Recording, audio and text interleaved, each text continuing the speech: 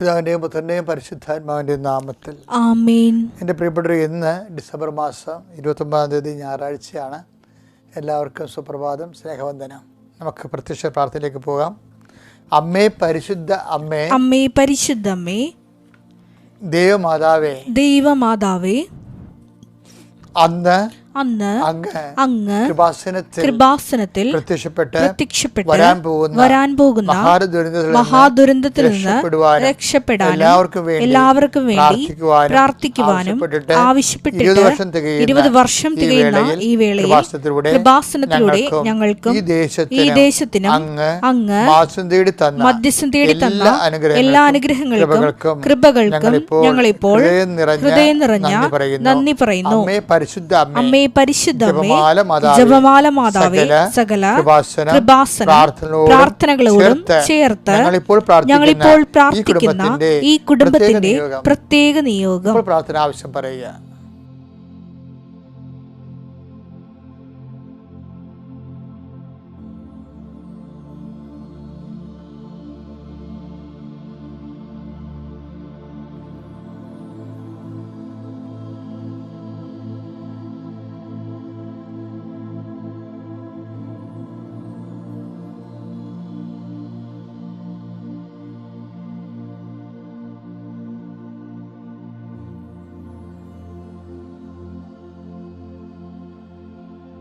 അമ്മയുടെ പ്രത്യക്ഷീകരണത്തിന്റെ ഈ ദ്വാദശക വേളയിൽ ഞങ്ങൾക്ക് സാധിച്ചു തരുവാൻ കനിയണമേ.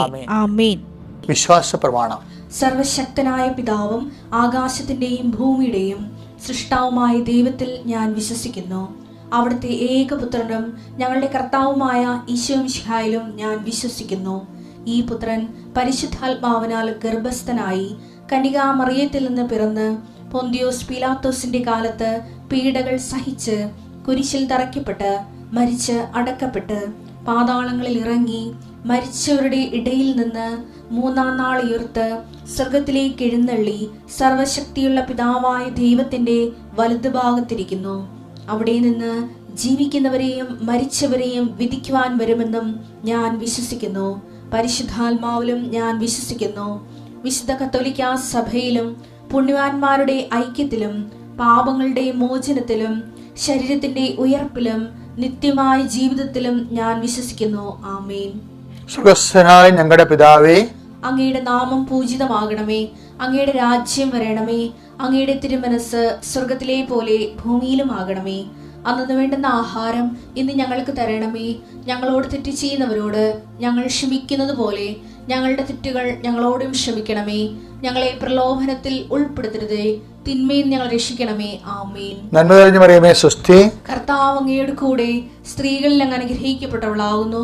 അങ്ങയുടെ ഉദരത്തിൻ ഫലമായി ഈശോ അനുഗ്രഹിക്കപ്പെട്ടവനാകുന്നു. പരിശുദ്ധ മറിയമേ, തമ്പുരാന്റെ അമ്മേ, പാപികളായ ഞങ്ങൾക്ക് വേണ്ടി ഇപ്പോഴും ഞങ്ങളുടെ മരണസമയത്തും തമ്പുരാനോട് അപേക്ഷിക്കണമേ. ആമേൻ. നമ്മൾ അനുദിന അനുഗ്രഹ പ്രാർത്ഥനയിലേക്ക് പ്രവേശിക്കുകയാണ്. ഇന്നത്തെ കാര്യങ്ങളാണ് അനുദിനം ഉള്ള കാര്യങ്ങളാണ് അനുദിന അനുഗ്രഹ പ്രാർത്ഥന വരുന്നത്. കർത്താവിന്റെ ഉന്നതമായ നാമത്തിന് സ്വസ്ഥം ചെയ്യുന്നു. കർത്താവിന്റെ വിശുദ്ധ പൗരോഹിത്യത്തെ മഹത്വപ്പെടുത്തുന്നതിന് പ്രാർത്ഥിക്കുന്നു. കർത്താവ് സഭയിലുള്ള സാന്നിധ്യം പ്രകടമാക്കണമെന്ന് പ്രാർത്ഥിക്കുന്നു. 39 വർഷം ഞാൻ അർപ്പിച്ച കൃപാനയുടെ യോഗ്യതയാൽ കൃപാസന അൾത്താറ് ജീവനോടെ പ്രത്യക്ഷപ്പെട്ട പരിശുദ്ധ അമ്മയുടെ മാധ്യസ്ഥത്താൽ അങ്ങയുടെ മുമ്പിൽ കൈകൾ കൂപ്പി കണ്ണുകളടച്ച് ജാഗ്രതയോടെ നിൽക്കുന്ന എല്ലാ മക്കളുടെ മേലും നിന്റെ വിശുദ്ധമായ വലതുകരം വെക്കണമെന്ന് പ്രാർത്ഥിക്കുന്നു. കർത്താവ് അന്ധന് കാഴ്ച നൽകിയവനെ, കർത്താവ് ചെകിടിന് കേളി നൽകിയവനെ, കർത്താവ് ചെവികളെയും കണ്ണുകളെയും സ്പർശിക്കണമേ. കർത്താവ് ഊമന് സംഭാഷണം നൽകണമേ. സംസാരിക്കാത്ത വ്യക്തികളെയും കുഞ്ഞുങ്ങളെയും സ്പർശിക്കണമേ. കർത്താവെ മഹോരോഗപ്പെടുത്തിയവനെ, കരൾ രോഗമുള്ളവരെ സ്പർശിക്കണമേ. കർത്താവെ ഉദരസംബന്ധ രോഗങ്ങൾ അനുഭവിക്കുന്നവരെ സ്പർശിക്കണമേ. കർത്താവെ ഹൃദയ മഹോരോഗപ്പെടുത്തിയവനെ, ഹൃദയാഘാതങ്ങൾ ഇരിക്കുന്നവരെ കർത്താവെ അങ്ങ് സ്പർശിക്കണമെന്ന് പ്രാർത്ഥിക്കുന്നു. കർത്താവെ ഉച്ചമുതൽ ഉള്ളം കാലുവരെ കർത്താവിൻ്റെ രക്തം പണ്ടട്ടെ. എല്ലാ അസ്ഥികളിലും പേശികളിലും കർത്താവെ അസ്ഥിക്കുഴകളിലും കർത്താവ് ജോയിൻസിലും ലിഗമെൻറ്റിലും പ്രയാസങ്ങളുള്ളവരെ നിന്റെ തിരുമുറിവാടുന്ന അണിപ്രദാ താഴ്ന്ന വലത് കർത്താവ് നീ സ്പർശിക്കണം പ്രാർത്ഥിക്കുന്നു കർത്താവെ. കർത്താവ് ആ ഓപ്പറേഷൻ കഴിഞ്ഞതിന് ശേഷവും കർത്താവ് ചികിത്സകളെല്ലാം കഴിഞ്ഞതിന് ശേഷം ഫിസിയോതെറാപ്പി കഴിഞ്ഞതിന് ശേഷം കർത്താവ് വിലക്ഷണമായിരിക്കുന്ന അസ്ഥിഭാഗങ്ങളെ കർത്താവെ നീ സ്പർശിക്കണം പ്രാർത്ഥിക്കും. ജോലിക്ക് പോകാൻ പറ്റാത്തവർ, ചികിത്സ കഴിഞ്ഞ് സൗഖ്യപ്പെട്ടു പക്ഷേ ജോലിക്ക് പോകാൻ പറ്റാതെ അവശത അനുഭവിക്കുന്നവർ നീ സ്പർശിക്കണം പ്രാർത്ഥിക്കുന്നു. കിടപ്പിലായപ്പോരെ ഇരിക്കുന്നവരെയും സ്പർശിക്കണം, ഇരിപ്പിലായപ്പോരെയും കർത്താവ് നീ സ്പർശിക്കണം പ്രാർത്ഥിക്കുന്നു.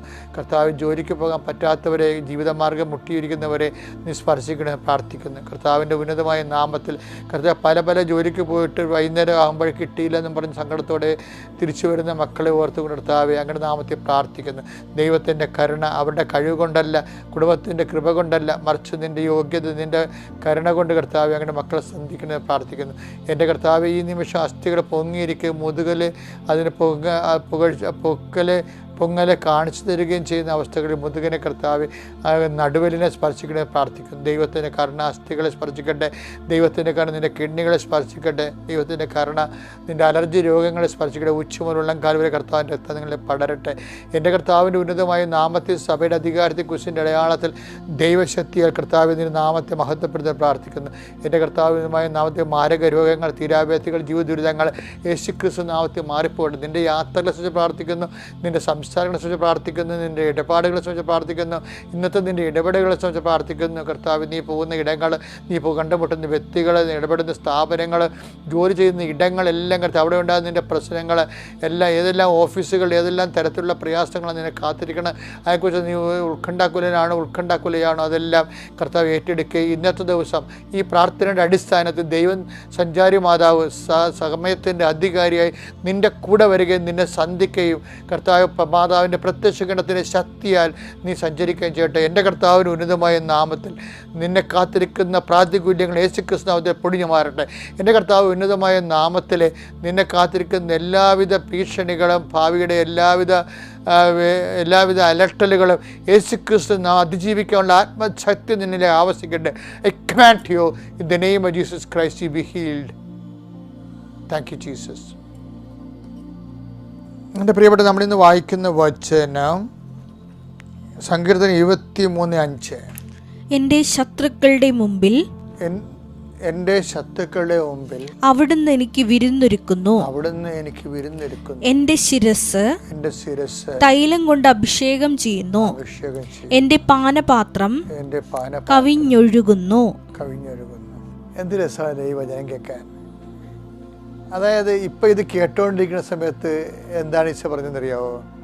സങ്കീർത്തനം 23:5. ഇത് കേട്ടോണ്ടിരിക്കണം നമ്മളെ, ഞാനും കേൾക്കുന്നു നിങ്ങളും കേൾക്കുന്നു ഒരേ സമയം. ഇപ്പോഴെൻ്റെ മനസ്സിൽ പരിശുദ്ധമായി പറഞ്ഞതെന്തറിയാവോ? അതായത് ശത്രുക്കൾ കാണുകെ അവിടുന്ന് നിനക്ക് വിരുന്നൊരുക്കുന്നു, അതേസമയം തന്നെ എൻ്റെ ശിരസ് അവിടുന്ന് തൈലം കൊണ്ട് അഭിഷേചിക്കുന്നു. അതായത് ചില ശത്രുതയും, ഇപ്പം നമ്മുടെ രോഗം തന്നെയാണ് നമ്മുടെ ശത്രു ചിലപ്പോഴായിട്ട് വരും. പക്ഷെ രോഗമുണ്ടെങ്കിൽ നമുക്ക് നല്ല ജോലിയൊക്കെ ചെയ്യാൻ പറ്റും. അത് ആ ശത്രു കാണുമെങ്കിൽ നമുക്ക് അഭിഷേകം കിട്ടിയിട്ടാണ്. അതാ ശത്രുക്കൾ കാണുമെങ്കിൽ, അല്ലാതെ ആരും കൊണ്ടുവന്ന് തൈലം നമ്മുടെ തല ഒഴിക്കണമല്ല. അതിൻ്റെ ഒരു ഭൗതിക സാഹചര്യം അതാണെങ്കിൽ പോലും ആത്മീയ സാഹചര്യം എന്ന് പറയണത് ഓരോ പ്രഭാതത്തിലും പുതിയ സ്നേഹത്താൽ ഞാൻ നിന്നെ അഭിഷേകം ചെയ്യുമെന്ന് പറഞ്ഞത്. നിങ്ങളിപ്പോൾ ഇപ്പോൾ ഭർത്താവിന് അസുഖമുണ്ടെന്ന് വിചാരിച്ചോ, അപ്പോൾ ആ ഭർത്താവിന് ഒരു ഓപ്പറേഷൻ വരാൻ പോകുന്നു, അതിൻ്റെ പണമില്ലെങ്കിൽ എന്നെ എങ്ങനെ കണ്ടെത്തുമെന്നുള്ള ഉത്കണ്ഠ നിനക്കുണ്ട്. അപ്പോൾ അത് നമുക്ക് നെഗറ്റീവ് ഫോഴ്സ് എന്നാണ് അതിൻ്റെ അർത്ഥം. അല്ല വടിതടി ആയുധങ്ങളായിട്ട് നമ്മളെ ആക്രമിക്കാൻ വരുന്നവർ മാത്രമല്ല, നമ്മളെ അലവസരപ്പെടുത്തുന്ന എല്ലാ സാഹചര്യങ്ങളും നമ്മുടെ ഒരു നെഗറ്റീവ് ഫോഴ്സാണ് ശരിക്കും. ഈ നെഗറ്റീവ് ഫോഴ്സ് നമ്മൾ നിൽക്കുമ്പോൾ തന്നെ ഡെമോക്രസിൻ്റെ വാള് പോലെ നമ്മുടെ മുകളിൽ തൂങ്ങുമ്പോൾ തന്നെ കർത്താവ് അതിൻ്റെ ആവിയും പുകയും അറിയിക്കാതെ നമ്മളെ അഭിഷേകം തരും, അതിനെ അതിജീവിക്കാനുള്ള അഭിഷേകം തരും. ചില ആൾക്കാർ പറയില്ല, അച്ഛാ എനിക്ക് ശരിക്കും പറഞ്ഞു കഴിഞ്ഞാൽ എല്ലാവരും പറഞ്ഞത്, അയ്യോ നീ എങ്ങനെ ജീവിക്കണമെന്ന് ഞാൻ ഓർത്തു പോകുന്നു, പക്ഷേ എനിക്കൊന്നും പിരിയണില്ല അച്ഛാ. അതായത് എന്താ കാര്യം, ഇവർക്ക് ആ ഒരു സാഹചര്യം മറ്റുള്ളവർ കാണുമ്പോൾ ഭയങ്കരമായിട്ട് അവർക്ക് പകപ്പുണ്ട്, പക്ഷെ നമ്മൾക്ക് ആന്തരികമായിട്ട് ഒരു സൗഖ്യമാണുള്ളത്. എന്താണ്? അതിനാണ് ശത്രുക്കൾ കാണുകയെ അത് ദൈവത്തിൽ നിന്ന് നമുക്ക് ലഭിക്കേണ്ടതാണ് ശരിക്കും. അപ്പോൾ ദൈവത്തിൽ നിന്ന് നമുക്ക് ഒത്തിരിയേറെ അനുഗ്രഹങ്ങളുടെ കൂട്ടത്തിലെ ഒരു സംഭവം എന്ന് വെച്ച് കഴിഞ്ഞാൽ പ്രതികൂല സാഹചര്യങ്ങൾ. ഇപ്പം നമുക്ക് ജോലിയില്ല, നമ്മൾക്ക് എല്ലാവരും നമ്മൾ ചോദിക്കണേ കല്യാണം കെട്ടിയോ, കല്യാണം കെട്ടണില്ലേ? അപ്പം നമുക്ക് 35 വയസ്സുണ്ട്, എല്ലാവരും നമ്മൾ ചോദിക്കുന്നുണ്ട് എന്താണ് ഇങ്ങനെ നിൽക്കണത് എന്നൊക്കെ ചോദിക്കുമ്പോൾ മറ്റുള്ളവർക്ക് ഒരു പ്രയാസം. പക്ഷേ നിനക്ക് 35 വയസ്സുണ്ട്, ചില ആൾക്കാർക്ക് 25 വയസ്സേ ഉള്ളൂ. 25 വയസ്സുള്ളവർക്ക് കല്യാണം കെട്ടിയില്ലെങ്കിൽ അവർക്ക് കണ്ട് ആത്മഹത്യ ചെയ്യാൻ പോണ പോലെ ഉള്ള പ്രയാസമുണ്ട്. 35 വയസ്സുള്ള നിനക്ക് ആ പ്രയാസം ഇല്ല. അതിൻ്റെ അർത്ഥം ശത്രുക്കൾക്കാണെങ്കിൽ അവിടെ നിന്നെ അഭിഷേകം ചെയ്തിരിക്കുകയാണ്. കർത്താവിൻ്റെ കാലമാകുമ്പോൾ കർത്താവ് നിന്നെ ക്രമീകരിക്കുമെന്നുള്ള ആന്തരിക അഭിഷേകമാണ്. അപ്പോൾ അതുകൊണ്ട് എപ്പോഴും നമ്മൾ ശ്രദ്ധിക്കേണ്ട ഇതാണ്, കർത്താവിൽ നിന്ന് നമ്മൾ അനുഗ്രഹത്തിന് വേണ്ടി ചോദിക്കുമ്പോൾ കർത്താവ് നമുക്ക് ചിലപ്പോൾ അഭിഷേകമാണ് തരേണ്ടത്. അതായത് ചില കാര്യങ്ങൾക്ക് സമയം എടുക്കുമെന്നുണ്ടെങ്കിൽ അതിനുള്ള ആന്തരിക സമാന്തരമായ അഭിഷേകം നമുക്ക് തരും. നീ അഗ്നിയിലൂടെ നടക്കുമെന്ന് പറഞ്ഞിട്ടില്ലേ? നടക്കലെന്ന് കർത്താവ് പറഞ്ഞില്ല, പക്ഷേ അഗ്നി നിന്നെ പൊള്ളിക്കില്ലെന്ന് പറഞ്ഞിട്ടുണ്ട്. അതാണ് യെശയ്യാ 4:43-2 അത് അഗ്നിയിലൂടെ നടക്കുമ്പോഴും അഗ്നിയുടെ പൊള്ളൽ അനുഭവിക്കാത്ത രീതിയിൽ നടത്താൻ കർത്താവ് നിന്നെ അറിയാം. ഇപ്പം ചിലർ ഭർത്താവ് മരിച്ചു, 2 പെൺകുഞ്ഞുങ്ങളുമായി എല്ലാവരും ചോദിക്കും, എടി എങ്ങനെ വളർത്തുപടി, ഭയങ്കര സങ്കടം തോന്നുന്നത് നിന്നെ കണ്ടത്. ഇത് നാട്ടുഭാഷയെ പറയും, പക്ഷേ ഇവർക്കതൊന്നും ഫീൽ ചെയ്യണില്ല. എന്താ കാര്യം? അവർക്ക് ആന്തരികമായ ആ ശത്രുക്കൾ കാണുകയെ അവരുടെ ജീവിതം തന്നെയാണ്, ഭാവി തന്നെയാണ് ശത്രുവിനെ പോലെ അവൾ നോക്കണത്. പക്ഷേ അവർ ആ ഭാവി ഇവളെ തുറച്ചു നോക്കുമ്പോൾ തന്നെ അവൾക്ക് അതിനെ അതിജീവിക്കാനുള്ള അഭിഷേകം കൊടുത്തിരിക്കുന്ന കർത്താവ് ശത്രുക്കൾ കാണുകയെ. അപ്പോൾ നിങ്ങൾ എപ്പോഴും ചോദിക്കേണ്ട അനുഗ്രഹം മാത്രമല്ല, ഇടയ്ക്കൊക്കെ ഒന്ന് അഭിഷേകം ചോദിക്കണം. കർത്താവ് ഈ സാഹചര്യം ബ്ലസ് കാഷ് ആൻഡ് കൈൻഡായിട്ട് നീ എനിക്ക് അതിൻ്റെ തനത് ആശ്വാസം സമാശ്വാസം തരുന്നത് വരെ എനിക്ക് പിടിച്ചു നിൽക്കാനുള്ള ആന്തരിക ശക്തി അതിന് അഭിഷേകം ചെയ്ത് പ്രാർത്ഥിക്കണം. കാര്യം പല ആൾക്കാരും നിരാശരും കംപ്ലൈൻറ്റ് ചെയ്യുന്നൊരു അഭിഷേകം കിട്ടാത്തത് കൊണ്ടാണ് അങ്ങനെ സംഭവിക്കുന്നത്. അപ്പോൾ ഞാൻ എന്താ പറയണത് വെച്ചാൽ ഈ സങ്കീർത്തനത്തിന് ഇപ്പം ഇസ്രയേലിലെ ഒരു ഭൗതിക സാഹചര്യത്തിൽ രാഷ്ട്രീയ സാഹചര്യവും ഉണ്ടാകും. അവരാരെങ്കിലും ശത്രുക്കൾ തമ്മിൽ കണ്ടുമുട്ടി വെട്ടാനോ കൊല്ലാനോ ഓടിച്ചിട്ട് കഴിഞ്ഞാൽ ആ മനുഷ്യൻ ഇര എന്ന് പറയുന്ന ആൾ ഈ വേട്ടക്കാരൻ്റെ മുമ്പേ ഓടിയിട്ട് ഏതെങ്കിലും വീട്ടിൽ കയറും. വീട്ടിൽ കയറി കഴിഞ്ഞാൽ അതിൻ്റെ കൾച്ചർ ഹിസ്റ്ററി അനുസരിച്ച് എന്താ പറയണമെന്ന് വെച്ച് കഴിഞ്ഞാൽ ആ വീട്ടുകാരൻ ഒരു ഗ്ലാസ് വൈൻ എടുത്ത് കൊടുക്കും. ഈ വൈന് പിന്നെ അടുത്തായിട്ട് ഈ വൈൻ കുടിച്ച് മുത്തിക്കഴിഞ്ഞാൽ പിന്നെ അത് തീരാനാകുമ്പോൾ ആ വൈൻ തീർന്നു കഴിഞ്ഞാൽ ഈ പുറത്ത് കാത്തു നിൽക്കുന്ന അകത്ത് കയറി വെട്ടാൻ പറ്റും. പക്ഷെ അതിൻ്റെ നിയമം അനുസരിച്ച് കൾച്ചർ അനുസരിച്ചിട്ട് വൈൻ തീരാതിരിക്കാൻ വേണ്ടി ഇയാൾ വീണ്ടും ഒഴിച്ചു കൊടുക്കും. ഇയാൾ സിബ് ചെയ്യും, 2-3 തുള്ളി ഇറക്കി കഴിഞ്ഞാൽ വീണ്ടും 2-3 തുള്ളി ഒഴിച്ചു കൊടുക്കും. എന്താണെന്ന് അറിയാമോ? ഇത് കുടിച്ച് തീർക്കണവരെ ശത്രുവിന് ഇയാളെ തുടങ്ങാൻ പറ്റത്തില്ല. അതിനുള്ളിൽ ഈ വീട്ടുകാരൻ പുറത്ത് ചെന്ന് അവന് നിരതദ്രവ്യം കൊടുത്തിട്ട് അവനെ പറഞ്ഞു വിടും. അതാണ് ദൈവം നമ്മോട് ചെയ്യണമെന്നാണ് പറയണത്. ശത്രുക്കൾക്കാണെങ്കിൽ അവിടുന്ന് എനിക്ക് വിരുന്നൊരുക്കണത്. എൻ്റെ പാനപാത്രം കവിഞ്ഞൊഴുകുന്ന കണ്ട എന്നുവെച്ചാൽ പാനപാത്രം ഒരു 3-4 സിപ്പ് എടുത്ത് കഴിയുമ്പോൾ കുറയത്തില്ലേ, ഉടനെ അതിൽ നിന്ന് ഒഴിച്ചു കൊടുക്കും. അപ്പം ഇങ്ങനെ കവിഞ്ഞൊഴുകും. അത് എന്ത് രസമാണ് കേൾക്കാൻ. അതായത് ഈ ദൈവവചനത്തിൻ്റെ ഒരു കൾച്ചറൽ ഹിസ്റ്റോറിക്കൽ ബാക്ക്ഗ്രൗണ്ടുണ്ട്.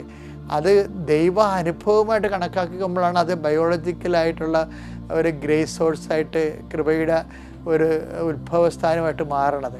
അപ്പം അതുകൊണ്ട് കർത്താവിൻ്റെ വചനങ്ങളെല്ലാം ആധ്യാത്മിക അനുഭവങ്ങളിൽ നിന്ന് ഉരുത്തിരിഞ്ഞ് വന്നിട്ടുള്ളതാണ്. ഇപ്പോൾ അതുപോലെ തന്നെ എൻ്റെ പാനപാത്രം കവിഞ്ഞൊഴുകുകയാണ്. ഇതുപോലെ തന്നെയാണ് നീ എന്നിട്ട് പറയും, ഞാൻ നിൻ്റെ ശത്രുക്കളെ നിൻ്റെ പാദപിടമാക്കോളും, നീ എൻ്റെ വലതുവശത്തിരിക്കാൻ പറയും. എന്താണ് നമ്മൾ ചെയ്യേണ്ടത്? എന്താണ്? കർത്താവിൻ്റെ വചനം കേട്ട് കർത്താവിൻ്റെ വചനങ്ങൾ പാലിച്ചുകൊണ്ട് വിശുദ്ധിയോടെ ജീവിക്കാൻ നോക്കണം. അല്ല ശത്രുക്കൾ വരുമ്പോൾ വേറെ ശത്രുക്കൾ ഉണ്ടാക്കി നമ്മളെവിടെയെങ്കിലും ചില ആൾക്കാരുണ്ടല്ലോ മാസ്റ്റർ ചില പാർട്ടിക്കാർ ചെല്ലുമ്പോൾ അതിനേക്കാൾ കാവാലികരായ മറ്റു പാർട്ടിക്കാരിൽ പോയി അവർ അംഗത്വം എടുക്കും. അത് എവിടെ പിന്നെ പുതിയ കർത്താവ് പറഞ്ഞ വാളെടുക്കുന്ന വളരെ പുതിയ വാള് സൃഷ്ടിക്കാനേ ഉള്ളൂ. പക്ഷേ നീ കർത്താവിലേക്ക് തിരിച്ചു വന്നു കഴിഞ്ഞാൽ എല്ലാം സ്റ്റോപ്പാകും. എന്താ കാര്യം? കർത്താവ് നിന്നെ സന്ധിക്കുകയും ചെയ്യും, നിൻ്റെ ജീവിതം ദൈവത്തിൻ്റെ കൃപയിൽ നിറയുകയും ചെയ്യും. അതാണ് ബൈബിളിൻ്റെ ഒരു ഫോർമുല എന്ന് പറയണത്. ഞാൻ പറയണത് എന്തെങ്കിലും ശത്രുക്കളുണ്ടെങ്കിലേ അത് വീടാകാം, ഒരു ഇല്ലായ്മയാകാം, വല്ലായ്മയാകാം, ഭീഷണിയാകാം, മറ്റുള്ള നിന്ന് അപമാനകരമായ അനുഭവം ഉണ്ടാകുന്നതാകാം. അല്ലെങ്കിൽ നിന്നെ കള്ളക്കേസിൽ കൊടുക്കുന്നവരാകെ ആരോ നിനക്ക് സങ്കടം തരുന്നതെല്ലാം പലപ്പോഴും എതിർപക്ഷം നിൽക്കുന്നവരാണ്. അവർ കാണുകയും വിരുന്നൊരുക്കാൻ കഴിവുള്ള കർത്താവിൻ്റെ മുമ്പിലാണ് നീ നിൽക്കുന്നത്. അതുകൊണ്ട് തന്നെ നീ എപ്പോഴും ദൈവത്തിൻ്റെ വലതുവശത്തായിരിക്കാൻ നോക്കണം. വചനം വായിക്കണം, വചനം പാലിക്കണം. അതിനാണ് ഉടമ്പടി എന്ന് കൃപാസനത്തിൽ എപ്പോഴും ആൾക്കാർ പറയണതും ചെയ്യണതും. ദൈവത്തിൻ്റെ ശത്രുക്കളുടെ കാലഘട്ടത്തിൽ ദൈവത്തിൻ്റെ വലതുവശത്തിരുന്ന് നിൽക്കുകയാണ്. അത് അപ്പോൾ ബാക്കിയുള്ള കൈകാര്യം ചെയ്യണം ദൈവമാണ്. അപ്പം നമ്മുടെ ഈ വിഷയം ദൈവത്തിന് ഏൽപ്പിച്ചുകൊണ്ട് ഇന്നത്തെ ദിവസം എന്തെല്ലാം വിഷയം ഉണ്ടായാലും നീ ദൈവത്തിൻ്റെ വലത് ഭാഗത്ത് നിൽക്കുക. കർത്താവ് നിൻ്റെ പാനപാത്രം കവിഞ്ഞൊഴുകാൻ പോലെ അത് വറ്റിപ്പോകാതിരിക്കാൻ വേണ്ടി കർത്താവ് നിനക്ക് കൃപ ഒഴിച്ചു തന്നുകൊണ്ടേയിരിക്കും. തൻ്റെ സ്നേഹത്തെ നിനക്ക് നിറച്ചു തന്നുകൊണ്ടേയിരിക്കും. ദൈവം നിന്നെ അനുഗ്രഹിക്കട്ടെ. Praise the Lord.